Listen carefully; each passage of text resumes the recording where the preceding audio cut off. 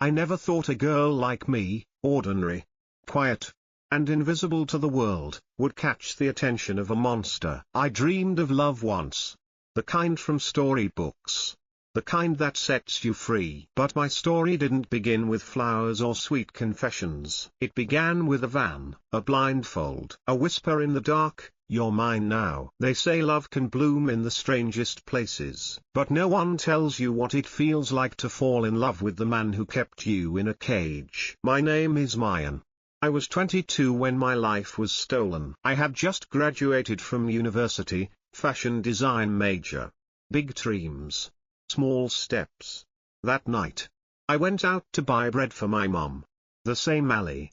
The same streetlight. The same shortcut I had taken 100 times before. But that night, the air felt off. The street was too quiet. The shadows too thick. I heard footsteps behind me. I turned. A cloth was pressed against my mouth. I kicked, screamed, bit down until my jaw ached. But the world went black. When I woke up, I was in a room I didn't recognize. No windows. Soft walls. A camera blinked in the corner like an unblinking eye. My wrists were free. But I knew I wasn't. Then, the door opened. He stepped in, tall, broad-shouldered, dressed in a suit that clung to his frame like it belonged there. His face was sharp, beautiful even, but cold. Too cold. The kind of man whose presence silences rooms. Whose name people whisper, never shout. He held a glass of wine in one hand and studied me like a collector admiring a prize. "You're even more stunning in person," he said casually. "Who the hell are you?" I snapped. "Let me go." He smiled, and that smile was more terrifying than any scream. "My name is Kai," he said. "From this moment on, you belong to me." I froze. Kai. The name echoed like a death sentence.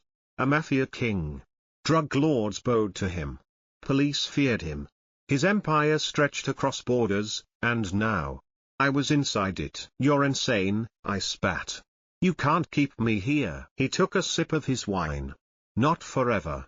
Just 360 days. What if, by the end of those 360 days, you don't love me?" He paused, savoring my horror. "I'll let you go." I stared at him, stunned. "You're out of your mind." "Maybe." He shrugged.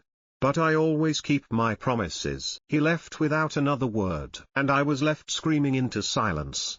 Chained not by ropes, but by fear. I didn't sleep that night. The white walls around me weren't just walls, they were a coffin. I yelled until my voice broke. Punched the door until my knuckles turned red. But no one came. In the morning, or what I guessed was morning, a soft knock echoed. A woman walked in. Mid-40s. Emotionless. She wore a black uniform. Her hair tied in a tight bun.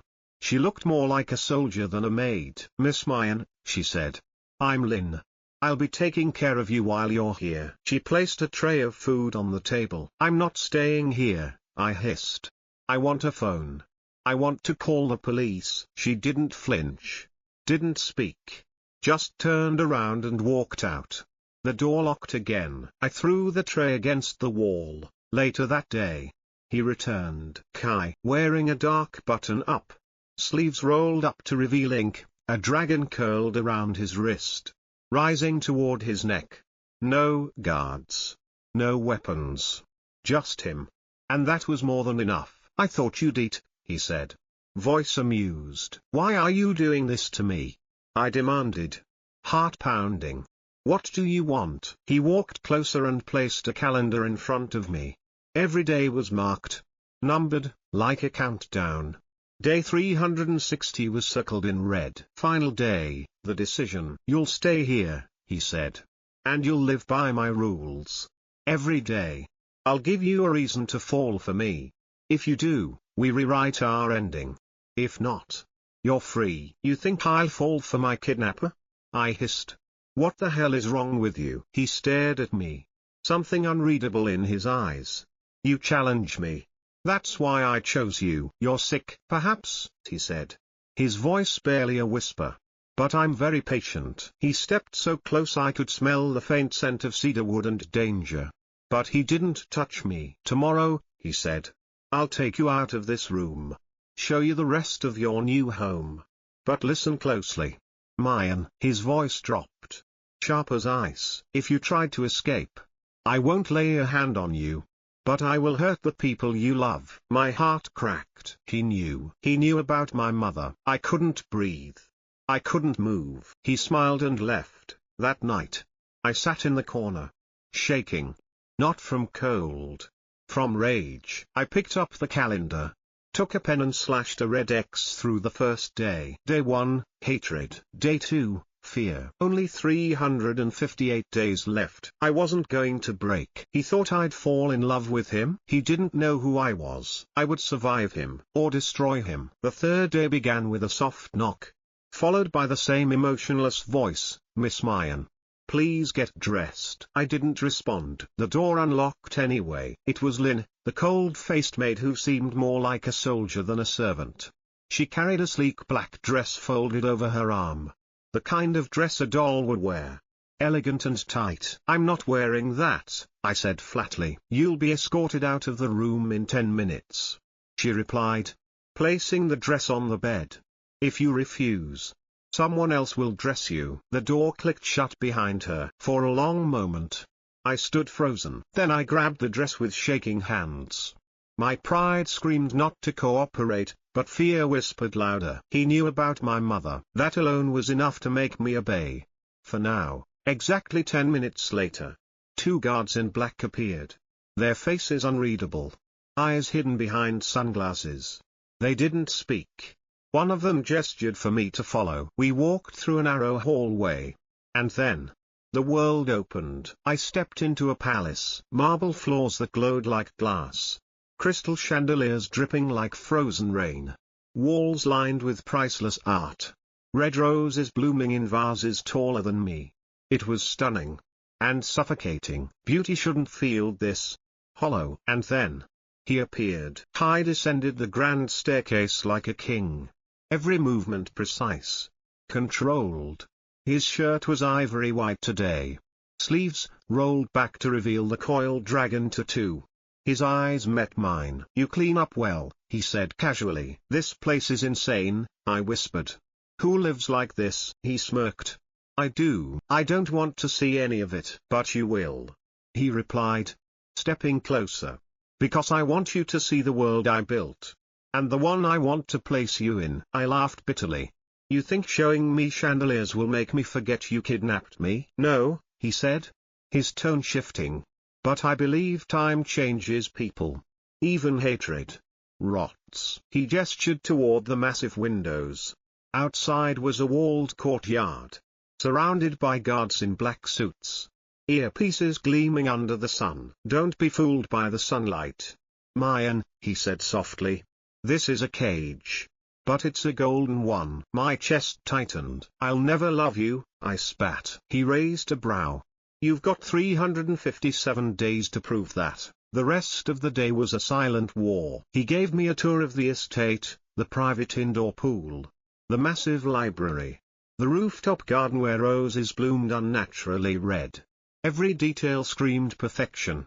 Every corner reeked of control. I built this place as a sanctuary, he said at one point. A place no one could touch me. Then why bring me here? I asked. You already have everything. He looked at me for a long moment. Because everything means nothing when you have no one to share it with. I turned away. I didn't want to believe him. I couldn't afford to. That night, I was taken to a new room. Bigger, warmer, with a window overlooking the courtyard. But there were still locks. Still cameras. Still prison. On the desk was the same calendar, and a new pen. I picked it up. Drew a red line through day 3. Day 3, the golden cage. Still counting. Still breathing. Still hating. But deep inside, I feared something worse than captivity. The fear that the monster was beginning to look human. By the 4th day, I stopped screaming, stopped crying, stopped pretending I could wake up from a nightmare that had already swallowed me whole. I spent the morning pacing the walls of my new room. It was twice the size of the last. Furnished like a luxury hotel suite. But even the silk sheets and warm lighting couldn't hide the fact that it was still a cell, just one with gold-trimmed walls and a breathtaking view of a courtyard I'd never be allowed to step into. I walked to the window, pressed my palm against the glass, and watched the guards make their rounds like shadows. Always watching. Always armed. Always silent. If this was a game, I needed to start playing it too. That afternoon, Lynn came in with lunch, perfectly arranged salmon, fresh fruit, and a glass of white wine. I didn't touch it. Instead, I asked, "Do you know how insane he is?" She blinked once, then adjusted the silverware. I tried again. "You're helping a criminal.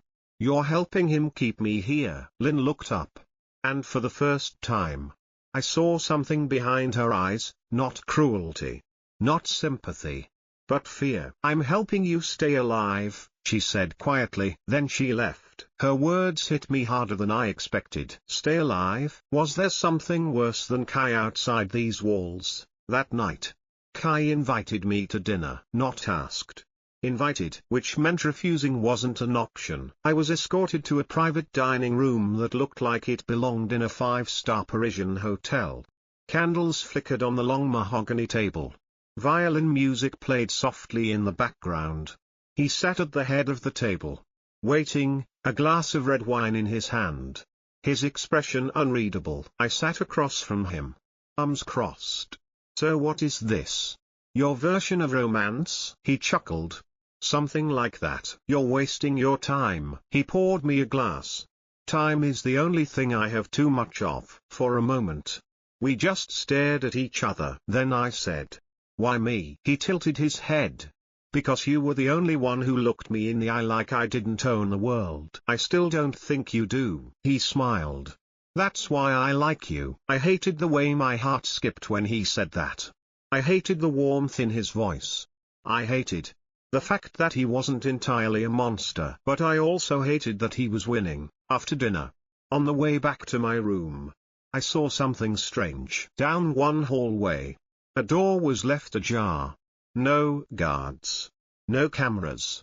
Just a flickering light. I looked back. My escorts were distracted, speaking into their radios. My feet moved before my brain could stop them. I slipped through the door and found myself in a storage room filled with crates, steel shelves, and, at the far end, a file cabinet. Heart racing, I opened it. Inside were photos, documents, surveillance files. Some in Vietnamese, some in English, some in Russian. This wasn't just Kai's empire. This was an international web. My hand trembled as I flipped through the pages, until I found one labeled with my name. Mayan. Photographed, followed, tracked. Even before the night I was taken, my stomach twisted. He didn't find me by accident. He hunted me. Suddenly, a loud bang. "Hey!" A man in a mask appeared in the doorway. Not a guard. Not one of Kai's men. And he had a gun. "What are you doing here?" the stranger demanded in Vietnamese, his voice thick with an accent I couldn't place. I, who sent you?" he snapped. He moved toward me. I backed away, heart slamming in my chest. Then a second voice echoed behind him, smooth, cold, lethal. "She belongs to me." Kai. In one move, he fired a single shot into the intruder's leg. The man dropped, screaming. Blood pooled fast. Two more guards stormed in, dragging the man away like garbage. Kai turned to me, fury burning in his eyes. "What the hell were you thinking?" I couldn't speak, couldn't breathe. "You could have been killed." I looked up, voice trembling. "You've already taken everything. What else could I possibly lose?" He didn't answer, just stared at me. Then he said, almost too softly, "There are people who want me dead. And anyone near me becomes a target." "So I'm bait?" I whispered. "No." His eyes flickered with something close to pain. "You're the only thing keeping me sane." That night, I stared at the calendar again. Day 4, I saw his enemies. Day 4, I saw his madness. Day 4, I saw his fear. And for the first time, I didn't know if I was safer inside his prison or outside of it. I woke up the next morning drenched in sweat. The nightmare from the night before still clung to me, the masked intruder. The gunshot. Kai's voice dripping with fury and something else. Concern? I sat up slowly in bed, expecting to see guards outside the door. Maybe even to be punished for what I'd done. But instead, I found a note on my nightstand. Just 5 words, "You're free to roam today." No signature. But I didn't need one. It was from him. Lynn appeared not long after, holding a box with clean clothes, jeans, a soft blouse, white sneakers. Not a dress, not silk. Normal. My heartbeat quickened. Suspicious. "What is this?" Mr. Kai said, "You're allowed access to the estate. Garden, pool, library, gym. East wing only." I narrowed my eyes. "Why?" "He didn't say," she replied, handing me the clothes. "But he's watching." Of course he was. Always. I stepped into the sunlight for the first time in 5 days. The courtyard was massive, marble walkways lined with bamboo. Koi fish gliding through an artificial stream. The air filled with the scent of blooming gardenias. It should have felt like freedom. It didn't. Cameras still blinked from hidden corners. Guards still patrolled the edges like wolves in black suits. And yet, I couldn't deny the warmth of sunlight on my face, or the way my chest eased for the first time in days. I walked to the edge of the stream, sat down, and whispered to no one in particular, "I still hate you." But the voice that replied came from behind me. "I'd be disappointed if you didn't." I spun around. Kai stood there. No guards. No suit. Just him, in a black t-shirt. Hands in his pockets. Eyes impossibly unreadable. "You've given me freedom." "Why?" "Because trust must be earned. Even by me." I stared at him. "You think this is trust?" "No," he admitted. "But it's a start." He sat beside me, inches away. Too close. Too calm. "I've had women beg to live in this estate," he said. "Models. Actresses. Heiresses. You're the first to try breaking into my files. And you're proud of that?" "I admire courage," he replied, "even when it's reckless." We sat in silence, watching the fish swim lazily in the water. I wanted to scream at him, throw him in the stream, claw at his perfect face and demand answers for every minute I'd lost. But instead, I asked softly, "Why me?" He didn't answer immediately. When he did, his voice was quieter than I'd ever heard it. "Because you reminded me of a girl I once knew. Before I became this." I turned to him. "And what happened to her?" "She died," he said, not blinking. "Because I was weak." The air between us shifted. "I'm not her," I whispered. "I know," he said.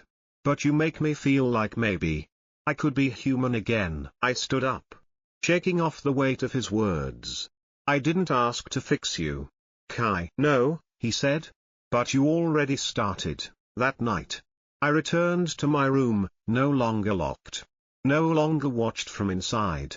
Still a prison, but one with softer walls. The calendar waited for me. I picked up the red pen. Day 5, he gave me sunlight. Day 5, he gave me space. Day 5, he gave me a glimpse of something deeper, of a man who ruled the underworld and still wanted to be loved. On the 6th day, I was awakened not by Lynn, but by the sound of footsteps, polished shoes against marble. Kai's voice followed, low and firm. "Get her ready." I opened my eyes to find a sleek black dress laid across the foot of my bed. This one was different, elegant but commanding, like armor disguised as silk. A pair of red heels sat beside it, gleaming like blood. A note was pinned to the collar: "Tonight, you meet my world, K." I didn't know what I expected, but it certainly wasn't what I walked into. That evening, escorted by 2 silent guards, I was brought to a ballroom within the estate, one I had never seen before. The doors opened and I stepped into a realm I never belonged in. Golden chandeliers glowed above dozens of sharply dressed men and women, powerful, glamorous, dangerous.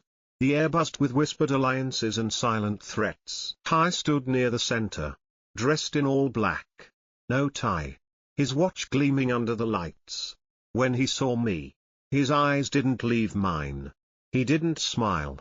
But the way he looked at me, like I was the only real thing in the room, sent a chill down my spine. He extended his hand. I didn't want to take it, but I did. The room silenced as he pulled me beside him. "This," he said, his voice echoing through the crowd, "is mine." His hand rested lightly on the small of my back, possessive, but almost protective. "She belongs to me." A murmur passed through the guests, but no one dared speak out loud. And just like that, I became part of his legend. Throughout the evening, I was introduced to figures I'd only ever read about in news headlines or seen through police blurbs: arms dealers, casino bosses, corrupt politicians, and women whose smiles hid knives. They all watched me with curiosity and suspicion. I kept my guard up until one woman, tall, graceful, and wrapped in a silver gown that shimmered like moonlight, approached with a champagne flute and a venomous smile. "Mine, is it?" she purred. "I never brings guests, let alone women." I forced a smile. "Maybe I'm not just a guest." Her smile tightened. "Or maybe you're just temporary, like the rest of us." Kai's voice cut through before I could respond. "Careful, V," he said, appearing at my side. "Jealousy doesn't suit you." Her eyes flicked between us. Then she walked away, her heels tapping like daggers on the marble. I turned to him. "Friend of yours?" "Old flame," he said simply. "She doesn't like being replaced." "I'm not yours," I snapped. He leaned in close, whispering just loud enough for only me to hear. "Not yet." Later that night, as the music swelled and bodies blurred in motion, I stepped out to the garden for air. The chandelier light didn't reach this far. It was quiet, too quiet. That's when I felt it. A shift in the air. A presence behind me. Then, a hand clamped over my mouth. I struggled, panic flaring in my chest. A sharp whisper near my ear: "You don't belong here. He'll kill you when he's done." The voice was male. Unfamiliar. Cold. Another hand reached for something in his coat, and I knew instinctively it was a weapon. Suddenly, a gunshot cracked through the garden. My captor dropped, screaming. Blood spattered the marble tiles. I stood at the entrance, arm outstretched, gun still smoking. His guards swarmed in, dragging the attacker away into the shadows. I stood frozen, shaking. He walked to me, put his hands on my shoulders, and said something I never expected. "I told you. You're under my protection. No one touches what's mine." That night, I couldn't sleep. I sat in front of the calendar, the red pen trembling in my fingers. Day 6, he showed me off. Day 6, he nearly lost me. Day 6, he bled for me. And the terrifying part wasn't the blood. It was the way my heart skipped. Not from fear, but from something dangerously close to longing. I didn't see Kai at all the next morning. No footsteps. No orders. No guards posted outside my door. Just silence. Lynn brought me breakfast as usual, her expression blank, though her eyes flickered toward the small scrape on my wrist, a reminder of last night's garden ambush. "You're lucky he showed up when he did," she said quietly, placing a warm bowl in front of me. "I didn't need him to save me," I muttered. Lynn paused, then said something that made my heart slow. "He didn't sleep. He watched your door the whole night." It was late afternoon when I was summoned. Not to a dining room, not to the ballroom, to the north wing, a part of the mansion I hadn't even known existed. 2 guards led me through a long hallway lined with dark portraits and steel-reinforced doors. They stopped in front of one that looked ordinary. It didn't belong in this gilded cage. When the door opened, I stepped into a room that was unlike any place I'd seen in Kai's empire. It was small, plain. There was no marble, no chandeliers, just a single wooden desk, a worn-out couch, old photographs taped to the wall, a dusty piano in the corner, out of tune and untouched. And Kai. He sat on the floor, back against the wall, sleeves rolled up, no gun in sight. Just him, and a photo album in his lap. I hesitated. "What is this place?" "My real home," he said without looking up. I crossed the room slowly. Something about the air here felt heavy. Intimate. Like I was stepping into someone's memory. Not just a space. He opened the album, revealing a photograph of a young boy, no more than 10, standing beside a woman with warm eyes and a tired smile. "My mother," he said. "She raised me alone. Cleaned houses to feed me. She used to play that piano when she couldn't afford food. Said music was the only thing that made the hunger bearable." I sat beside him. The silence was raw, but not uncomfortable. "What happened to her?" He stared at the photo. "She died when I was 13. Shot in a crossfire between gangs in District 8. Wrong place. Wrong time. No one cared. No one even said sorry." I swallowed hard. I swore that night I'd become someone no one could ignore. Someone so powerful. No one would ever dare hurt what was mine again. He closed the album and leaned his head back against the wall. "That was the night I buried the boy. And built the monster." We sat there for what felt like hours. No commands. No threats. Just truth between enemies in temporary peace. I looked at him. Really looked at him, and saw not the kingpin who ruled a bloody empire, but the boy who never got to grieve. The silence broke when he asked, "Why didn't you run in the garden last night?" "I was going to," I admitted. "But then, I saw you." And I hesitated. I didn't want to be saved. But I didn't want to see you bleed either. His jaw tightened. "You're dangerous." "Mine." "To you?" "To me," he said simply. That night, I sat in my room with the calendar open and the pen shaking in my hand. Day 7, I saw his grief. Day 7, I heard his past. Day 7, I held his silence. And the strangest thing happened as I wrote. I didn't feel like a prisoner anymore. I felt like the only person left who could touch the part of him that still remembered how to feel. But was I healing the monster, or was he slowly turning me into one? The sky cracked open on the 8th day. Rain slammed against the glass like bullets. The estate, usually glowing in warm golden light, had turned cold and grey. The marble floors echoed louder. The chandeliers didn't sparkle. Even the air felt heavier. Like the house itself was holding its breath. Lynn delivered my lunch in silence. But her hands were shaking. I frowned. "What's going on?" She didn't look at me.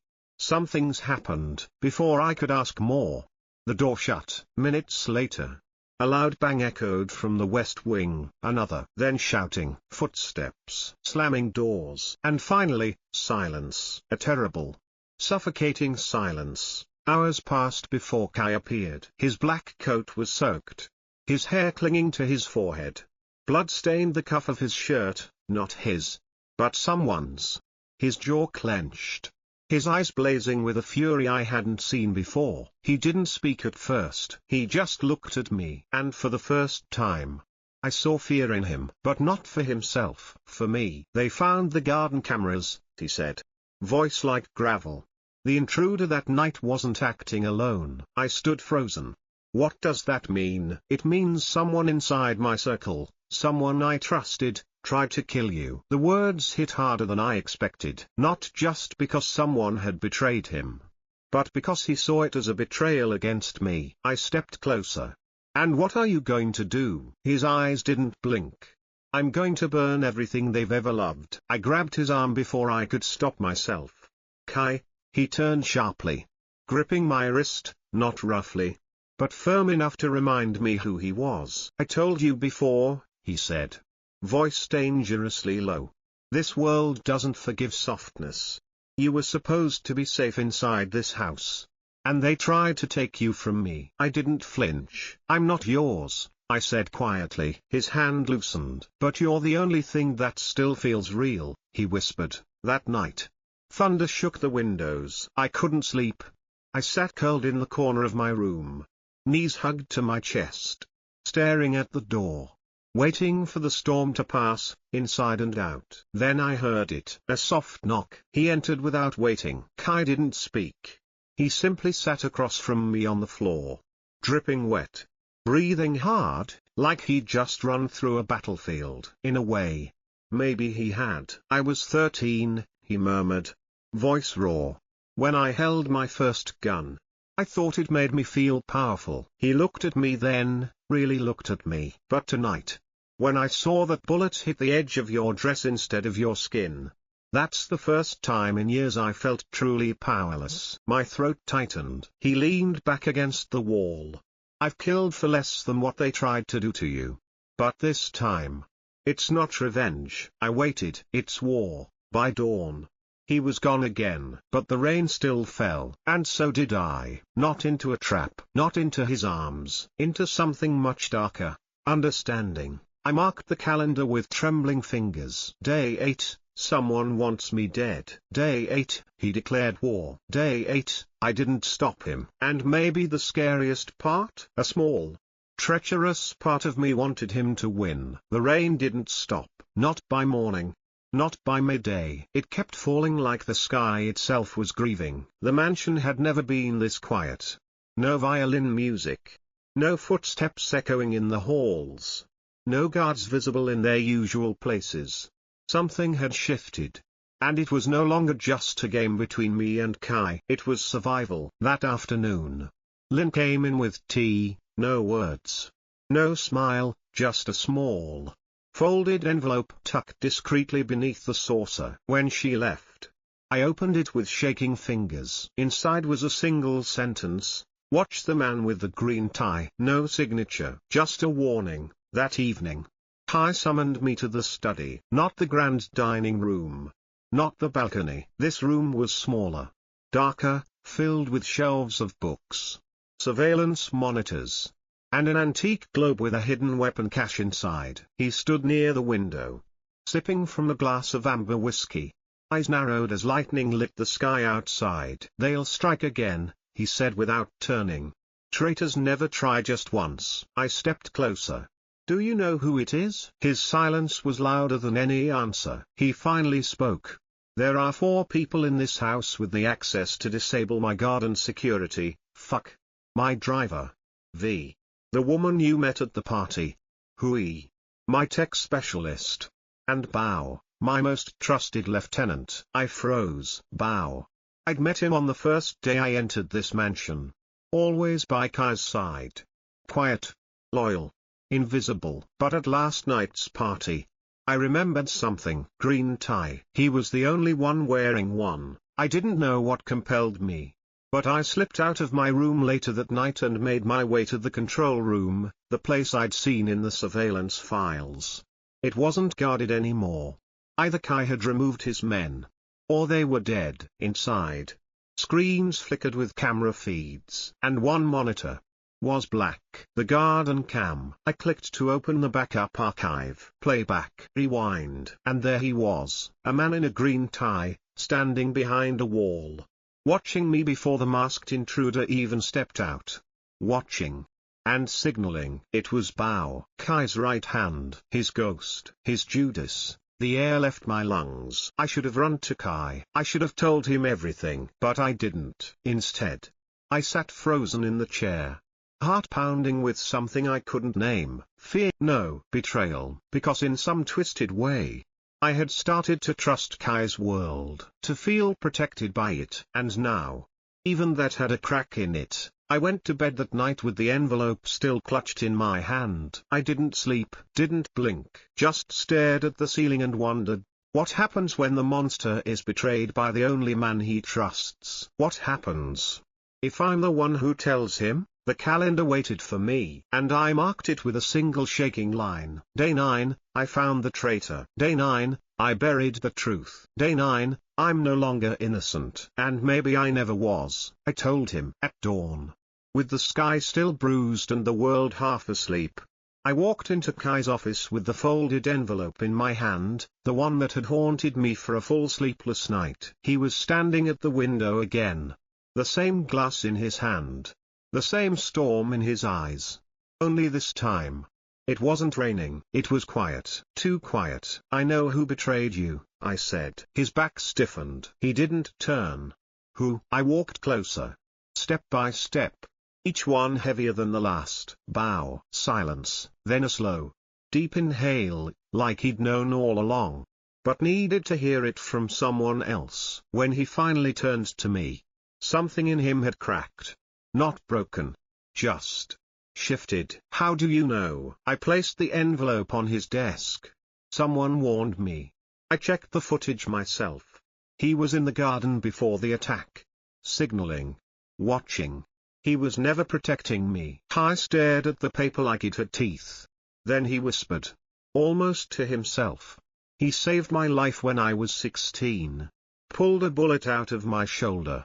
He was the only one I ever trusted with my back. He's also the one who tried to get me killed. That was the final blow. And I saw it happen, the moment the last part of him that trusted the world finally died. Later that evening, I heard the gunshot. One. Just one. I didn't ask. No one told me. But the way the guards looked at the floor as they passed me in the hall, that was enough. Bao was gone. And Kai wasn't the same. I found him in the piano room. The one where he once showed me photos of his mother. The one that didn't belong in this house of blood and gold. He sat on the bench. Back straight. Fingers hovering over the keys but never pressing. The room smelled like gunpowder and roses. He didn't look at me when I walked in. I thought it would feel better, he said quietly. Does it? No. I sat beside him. Not touching. Not speaking. Just breathing in the weight of what we'd both become. I've lost every person I ever cared about, he said. And now? You. I blinked. You didn't lose me. He finally looked at me. But you should. I added. Why? Because I hate what you've made me. My voice shook. I hate that I sleep in silk sheets and wake up wondering who died overnight. I hate that when I hear a scream, I don't flinch anymore. And I hate... My voice broke. He waited. And I finished. I hate that part of me. Wants to stay. A long silence. Then Kai reached for me, not roughly. Not possessively. Just a hand brushing mine. I never wanted to break you, Mayan. But you did. I wanted to be saved. I'm not your salvation. No, he said. Eyes searching mine. But you are the first thing I've ever wanted to protect. Not own. That night, I didn't sleep in my room. I didn't count down days. I didn't mark the calendar. Instead, I sat beside him in the dark, the piano between us, and let the silence stretch. At some point, his hand found mine again. And I didn't pull away. Day 360. Yes, 360 days passed. He never let me go. But he never forced me to stay. Not once. And now, standing beside him, watching the empire burn from a safe distance, I understand something I never did before. You don't always fall in love with the right person. Sometimes, you fall for the one who saw the darkness in you and didn't run. Sometimes, you fall for the monster because he was the only one who ever bled to protect your light.